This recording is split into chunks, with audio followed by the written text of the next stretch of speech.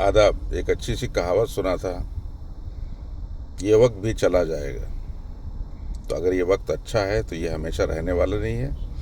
अगर ये समय, ये वक्त बुरा है तो ये भी हमेशा रहने वाला नहीं है। यानी ये बुरा वक्त चला जाएगा, आने वाले दौर में अच्छा वक्त आएगा। तो जो शख्स star, super star, mega star बन जाता है किसी भी लाइन में, लोग उसकी नकल करते हैं। इसी तरीके से एक वक्त था कि हिंदुस्तान भी सुपर पावर जैसा था और पूरी दुनिया से लोग वहाँ पर आते थे, आने की इच्छा रखते थे, कोशिश करते थे। नालंदा विश्वविद्यालय, यूनिवर्सिटी थी इंडिया के अंदर, जो जहाँ पे चाइना के लोग, पड़ोसी मुल्क भी आके पढ़ के जाते थे, पूरी दुनिया से पढ़ के जाते थे। और उन लोगों ने अपने मुल्कों में जाके अपनी भाषा में, अपने ज़ुबान में किताबों में लिखा। तो पता चला हिंदुस्तानियों को कि अरे भैया, हमारे पास कोई यूनिवर्सिटी भी थी जहाँ से पूरी दुनिया से लोग आके पढ़ते थे। वाकई हम विश्वगुरु थे। जो यूनिवर्सिटी नीचे चली गई, मतलब ज़मीन के अंदर धंस गई। कहने का मतलब ये है, इसी तरीके से एक वक्त था रशियन क्या नाम है, रोमन एम्पायर, पर्शियन एम्पायर, फिर उस्मानिया सल्तनत थी, ओटोमन एम्पायर जिसको बोलते हैं, और उसके बाद फिर अंग्रेज़ों की हुकूमत पूरी दुनिया में हुई। पूरी दुनिया में गए, लूट मार किए। ठीक है, सोने की चिड़िया जो अपना मुल्क था, हिंदुस्तान, पाकिस्तान, बांग्लादेश, सब एक ही मुल्क था बहरहाल। तो अब जापान को देखिए, जापान के अंदर कोई नेचुरल रिसोर्स नहीं है, लोहा, सोना, चांदी कुछ भी नहीं है। क्या है उनके पास? पढ़े लिखे लोग, काबिल लोग, मेहनती लोग। तो अब वही मुल्क सुपर पावर बनेगा जिसके पास काबिल लोग रहेंगे। ह्यूमन रिसोर्स, नेचुरल रिसोर्स नहीं, ह्यूमन रिसोर्स। तो जापान के पास ह्यूमन रिसोर्स था, तो दूसरे मुल्कों से आयरन और कोयला सब मंगाए, और पता चला कि 40-50 हज़ार रुपये में लोहा, स्टील, कोयला सब मंगाए दूसरे मुल्कों से, और फार्चूनर गाड़ी बनाया, उसको बेच दिया 50 लाख रुपए में। तो ह्यूमन रिसोर्स तो कोई भी मुल्क में, और आज के वक्त में ये भी बहुत देखा जा रहा है कि किसके पास, कौन से मुल्क के पास नौजवान लोग ज़्यादा हैं।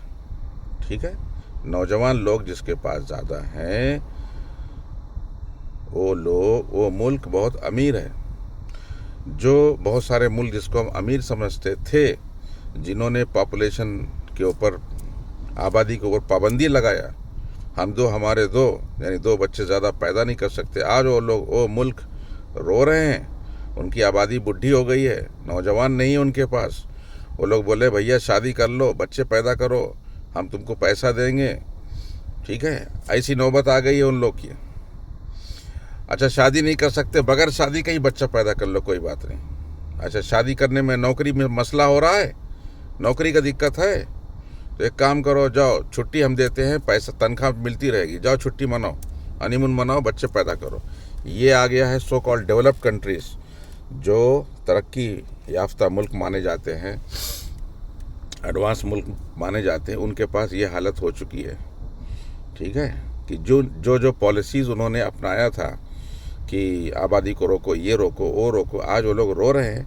आबादी उनके पास बूढ़े लोग की ज़्यादा है, और जो बूढ़े लोग हैं, मतलब 40 के ऊपर जो है, या 50 के ऊपर ज़्यादा है, तो उन लोग के लिए अस्पताल का खर्चा, मेंटेनेंस खर्चा है ना। कोई भी शख्स जब बूढ़ा हो जाएगा, उसका मेंटेनेंस कॉस्ट बढ़ जाएगा ना।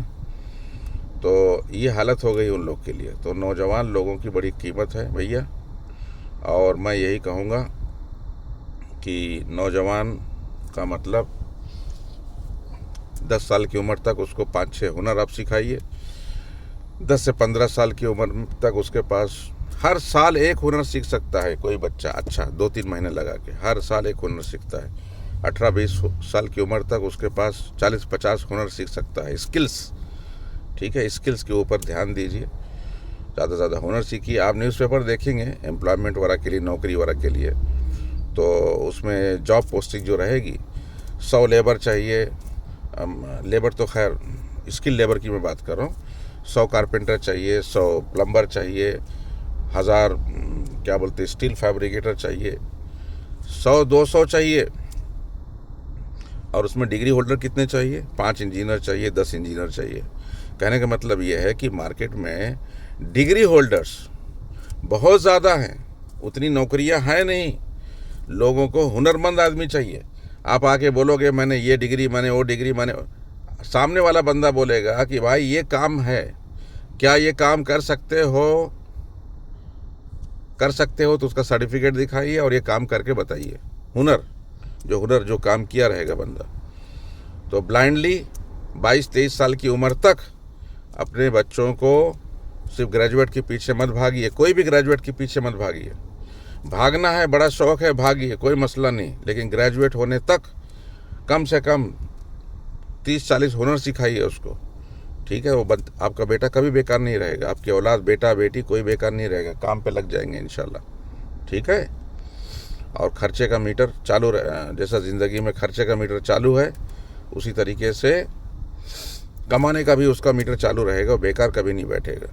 मैं कितने लोग को जानता हूँ प्रोफेशनल कोर्सेज किए हुए बेकार है, जेब में हाथ डाल के घूम रहे बेचारे।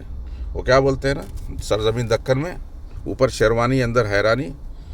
खाने को खाना नहीं है, जेब में से किशमिश निकाल के खा रहे हैं। तो क्या बात है, पढ़े लिखे लोग हैं। अब वो बेचारे, उनको हुनर सिखाया नहीं गया ना, हुनर उनके पास कोई है तो क्या करेंगे बताइए। आर्टिफिशियल इंटेलिजेंस आकर के अच्छी खासी और नौकरियां खा जाएगा। जो आप जावा और C++ और प्रोग्रामिंग और 4th generation 5th generation languages कर रहे हैं, ये अच्छे खासे चीज़ें जो आप कर रहे हैं, जो पढ़ रहे हैं इस वक्त, वो ऑलरेडी वो काम हो चुका है। जो आप करने वाले हैं काम, वो काम ऑलरेडी हो चुका है।